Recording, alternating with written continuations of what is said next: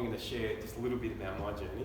5 or 6 years ago, I was a really fit, strong, gorgeous 50-year-old, exercising daily, weights, eating the pyramid, thought I was doing great.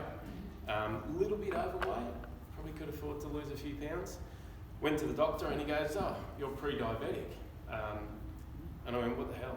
Like, I can't be. I'm doing all the right things." That was when we started. My wife then said, "Okay, Dave, you're going to be giving up sugar." And I said, "You've got to be kidding me," because I used to have 3 or 4 teaspoons of sugar in my coffee. Cool. My grandfather's a sugarcane farmer. It was, family, it was through and through. So, advanced 5 years later, Linda, my wife, researched, got onto a low-carb doctor, started to research everything, and in the end, all the things that I heard about, you're going to have more energy, you're going to feel better, you're going to be like you're 20 again, all came true, and I would not have believed it had somebody promised that in the start. I feel like I'm preaching to a lot of converted, for those, and for really informed. For those of you that don't, or are just starting the journey, stick with it, talk to Abby, get on the programs, get on our Facebook page. So what success did you have from changing your diet and lifestyle? I lost 20 kilos. I actually feel like I'm 20 again. I have much better concentration.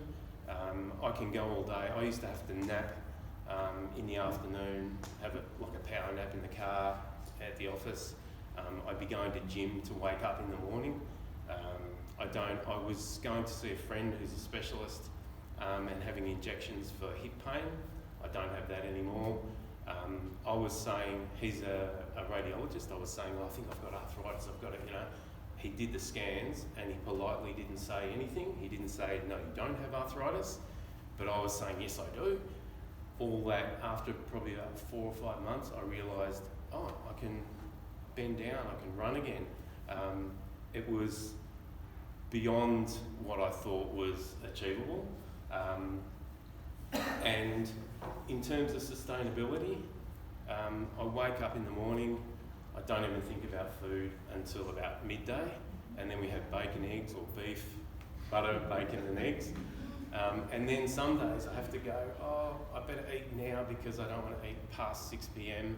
And I'm not really that hungry, so 1 meal a day has become almost the norm. What I did notice is I've got what they call carb creep. I started to eat a little bit too much of the good stuff. Yeah. So now,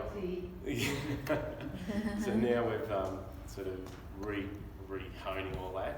I'm just thinking about Italy. It's supposed to be, the Mediterranean diet's a very healthy diet, but they live on pasta and pizza. Yeah. Is there a huge diabetic problem there, or? I don't know the stats. Probably Abby would know a little bit more about the stats on Italy specifically. It could be that there's not as much processed foods. It could be they use a better oil. Olive oil. Yes. And I don't think they eat the quantities that we tend to eat here. Yeah. Like they might have a little bit of pasta before their main meal, but it's not like the main part of the meal. That's right. Yeah. Yes. But also, if I can just explain to you a little bit, the carbohydrates being the fuel source that we burn for energy. So traditionally, people talk about Asian diets as well, or they eat rice and they're lean. But we need to remember that people, once upon a time, had a very active lifestyle. So they're burning up the fuel. So carbohydrates, if we do not burn up the fuel of a carbohydrate, it will convert to sugar and store as fat. So if you're eating X amount of carbohydrates, but you're going and working in the fields and farming and burning off X amount of that, and so you're neutralising a lot of that, then there's not going to be the excess so much to store as fat and sugars and convert to sugars.